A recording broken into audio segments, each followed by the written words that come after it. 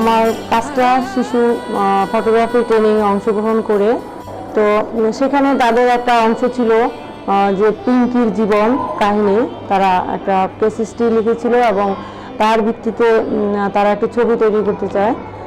পিঙ্কির জীবনটা ছিল এরকম, সে একসময় কোনো না কোনো কারণে তার বাড়ি ছেড়ে চলে আসে রাস্তায়, এবং সে রাস্তায় থাকাকালীন সময়ে কখনো পার্কে, কখনো বিভিন্ন বাস স্ট্যান্ডে বা বিভিন্ন লঞ্চ টার্মিনালে সে ঘুরে ঘুরে বেড়াতো, এবং সেখানে সে রাতের বেলাও সে রাস্তায় ঘুমাতো, এবং সে রাস্তায় থাকাকালীন অবস্থায় বিভিন্ন নির্যাতনের শিকার হয়।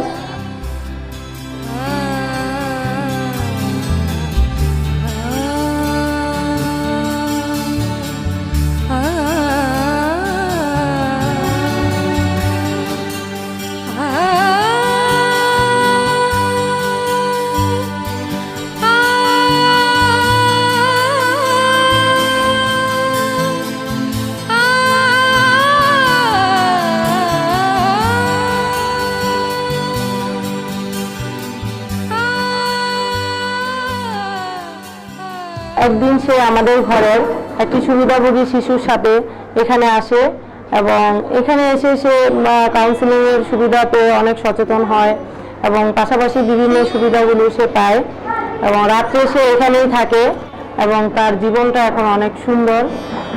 সে এখন ভালো আছে।